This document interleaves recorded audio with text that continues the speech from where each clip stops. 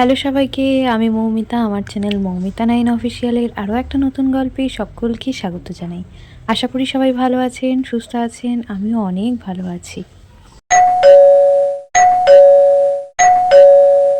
সবাইকে good morning. আজ হলো 28শে অক্টোবর। শুভ ষষ্ঠী, মহাষষ্ঠী শুভেচ্ছা জানাই সকলকে। মা সকালবেলা উঠে গেছে পাখিদের জল দিতে আর মুড়ি দিতে। আমি একটু আগে ঘুম থেকে উঠলাম। এখন ঘুরতে সময় এই সকাল 7:30। কাপড় চাপড়ও বাইরে দিয়ে দিয়েছি, বেশ ভালো রোদ উঠেছে। তো তার মধ্যে আমি ঝাঁটা নিয়ে এখানে পরিষ্কার করতে বসেছি। পরিষ্কারটা করে নিই। আজকে ভেবেছি বিকেলে ঠাকুর দেখতে বেরোবো, সবটাই শেয়ার করব তোমাদের সাথে। তোমরা দেখে জানিও তোমাদের ব্লগটা কেমন লাগলো। তারপর গেছিলাম ছাদ বাগানে, একটু গাছেদের পরিচর্যা করে আসার পর আর বাইরে বেরোয়নি। এখানে স্নান সেরে বসে গেছি লাঞ্চের টেবিলে। লাঞ্চের মেনুতে মা আজকে রেখেছে, এখানে করেছে মটর ডাল, পটল ভাজা, তার সাথে লেবু ডালের সাথে খেতে কিন্তু বেশ ভালো লাগে। আমি প্রথমে আগে ডালের সাথে লেবু খেতাম না, বেশ ভালোই লাগে লেবু দিয়ে ডাল খেতে। তো তারপর শেষ পাতে ছিল আবারও ইলিশ মাছ। ইলিশের ভাপাটা এত ভালো লাগে, তাই মাকে বলেছি আজকেও ইলিশের ভাপাই করো। মাও কথা অনুযায়ী আজকে করেছে ইলিশের ভাপা। তো চলো খাওয়া দাওয়াটা সেরে নিই, তারপর আবার রেডি হতে হবে তো। হ্যালো সবাইকে, শুভ দুপুর। এখন ঘড়িতে সময় এই 3:45। বেরোবো। আজকে একটা 3 পিস পরেছি, অরেঞ্জও না রেডও না। তো ভীষণ পরিমাণে রোদ বাইরে। আগে সানগ্লাসটা পরে নিয়েছি। ফুল লুকটা পরে তোমাদের সাথে শেয়ার করছি। অবশ্যই জানিও আমাকে কেমন লাগছে। তো চলো।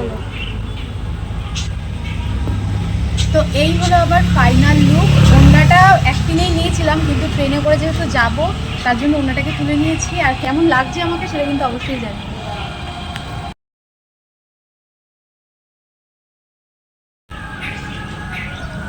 তো চলো যাই। টাইমের আগেই আমরা চলে এসেছিলাম স্টেশনে, আর তারপর ট্রেনে উঠে এখন আমরা যাচ্ছি চুঁচুড়া। আজকে আমরা চুঁচুড়ার প্যান্ডেল হপিং করব। আর যাওয়ার পথে এই গাছটা চোখে পড়লো, দেখো।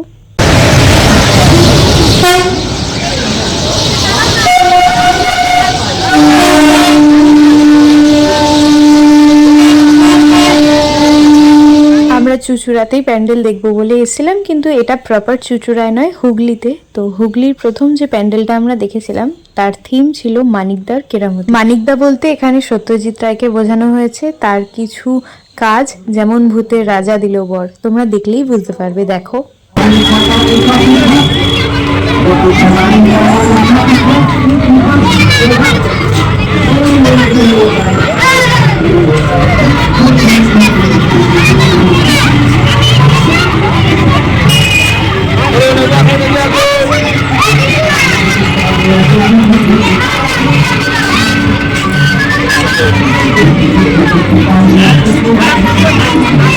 প্রথমে আমরা এই প্যান্ডেলে এলাম, বেশ সুন্দর লাগছে বাইরে থেকে প্যান্ডেলটা, একদম সাদার মধ্যে।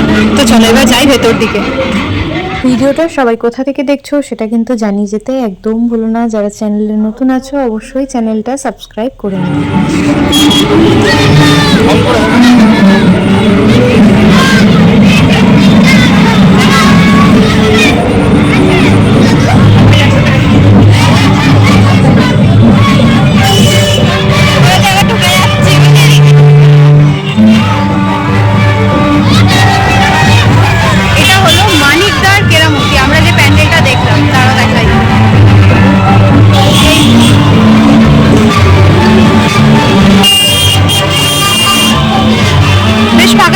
মোটামুটি দেখে নিলাম, সেরকম একটা ভিড় নেই।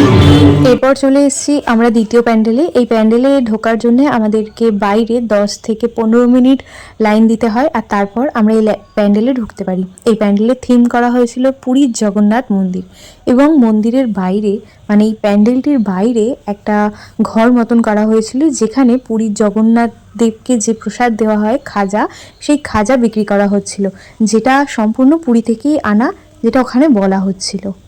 বাইরে থেকে যতই সাদামাটা হোক না কেন, ভেতরে যে কি অপূর্ব কাজ করা হয়েছিল তা তোমরা নিজেরাই দেখে নাও।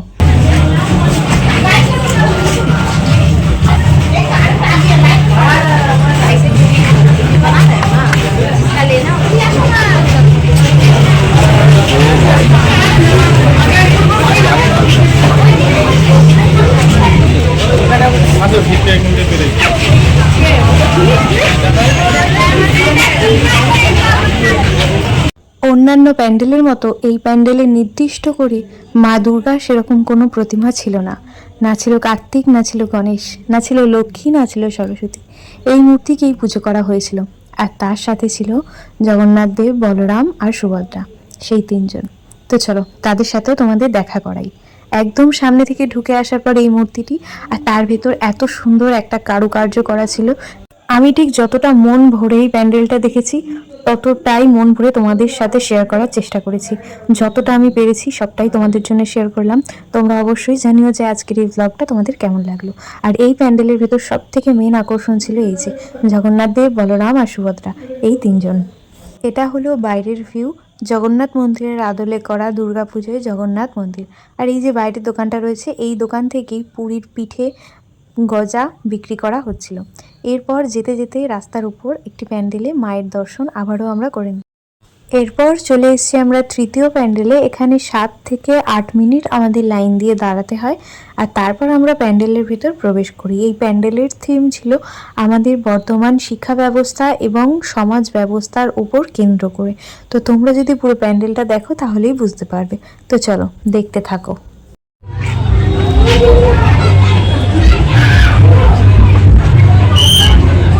চলো যাই ভেতরের দিকে।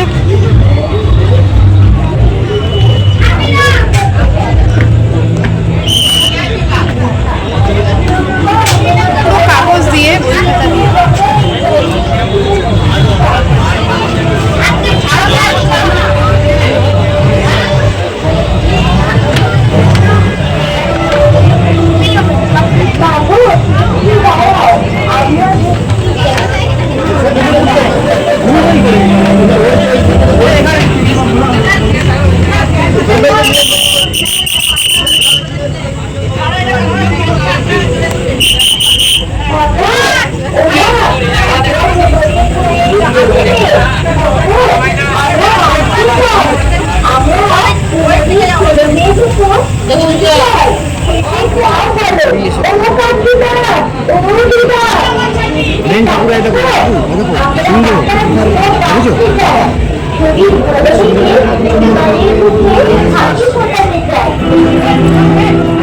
প্যান্ডেলের ভেতরে মায়ের 2 হাত ধরে 2 মেয়ে 2 সাইডে দাঁড়িয়ে রয়েছে, লক্ষ্মী আর সরস্বতী।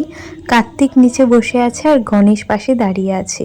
আর প্যান্ডেল থেকে বেরোনোর পরই আমরা দেখতে পেলাম যে মায়ের অন্য একটা মূর্তি, ওটা থিম প্যান্ডেলের জন্য করা হয়েছিল।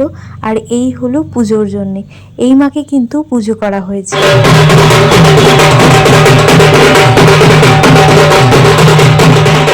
এরপর চলে এসেছি আমরা পঞ্চমীর প্যান্ডেল হপিং এর একদম শেষ প্যান্ডেলে। এই প্যান্ডেলের বাইরের থেকে থিমটা আগে শেয়ার করলাম না, আগে চলো ভেতরটা তোমাদের সাথে শেয়ার করি, মায়ের দেখা করাই, তারপর থিমটা তোমাদের সাথে শেয়ার করব।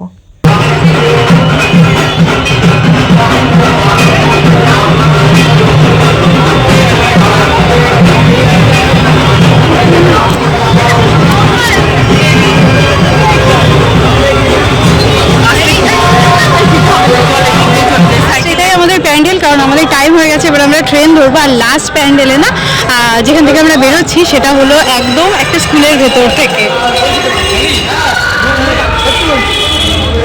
এটা হলো পেছন দিক আর এই হলো প্যান্ডেল। চলো যাই এবার। তোমরা যারা এখন আমার চ্যানেলটা সাবস্ক্রাইব করোনি, ঝটপট সাবস্ক্রাইব করে নাও এরকম সুন্দর সুন্দর ডেলি ব্লগ, পুজোর ব্লগ, কোথাও ঘুরতে যাওয়ার ব্লগ দেখার জন্য। আর পাশে থাকা বেল বাটনটা কিন্তু অবশ্যই বাজিয়ে দিও, যাতে পরবর্তীতে আসা সকল নতুন ভিডিও নোটিফিকেশন তোমরা সবার আগেই পেয়ে যাও। আর এই হলো প্যান্ডেলের বাইরের ভিউ। দেখি ঝটপট কমেন্টে জানাও দেখি এই প্যান্ডেলের থিম কি ছিল, দেখি তোমরা কতজন বলতে পারো। ফেরার পথে আমরা নিয়ে নিয়েছিলাম আর টোটোতে যেতে যেতে এরকম একটা সুন্দর রাস্তা আমরা দেখতে পাই, যেটা একদম টুনি দিয়ে কভার করা ছিল। দেখতে এত সুন্দর লাগছিল, যেটা ক্যাপচার না করে পারলাম না। আজকে ঠাকুর দেখতে গিয়ে কোনো রকম খাওয়া দাওয়া করিনি, কারণ আমার একদম কিচ্ছু খেতে ইচ্ছা করছিল না। আর ফ্রেন্ড বললো তুই না খেলে আমি খাবো না, তো শুধুমাত্র একটা জলের বোতল কেনা হয়েছিল আর সেখান থেকে শুধু জলই খাওয়া হয়েছে। আর তারপর ট্রেন ধরে সোজা চলে এসেছি বাড়ি। খাওয়া দাওয়া তো কিচ্ছু করিনি, মানে আমরা একদম অল্প সময়ের মধ্যে যেতে পেরেছি। ভেবেছিলাম আমরা আগের ট্রেনে বেরোবো, কিন্তু আগের ট্রেনটা চেক করতে গিয়ে দেখি ট্রেন ক্যান্সেল। তারপর 1 ঘন্টা লেটে আবার আমাদেরকে বেরোতে হয়, এবং গুনে গুনে ওই 4-5টা প্যান্ডেল দেখলাম, সেটা তো তোমাদের সাথে শেয়ার করলাম। তো চলো আজকের এই ফুল লুকটা আমাকে কেমন লাগছে সেটা কিন্তু জানাতে একদম ভুলো না। আজকের ব্লগটা এখানেই শেষ করি। সবাই ভালো থেকো, সুস্থ থেকো, পুজো কেমন কাটাচ্ছে অবশ্যই জানিও। নেক্সট ব্লগে খুব তাড়াতাড়ি দেখা হবে। Thanks for watching.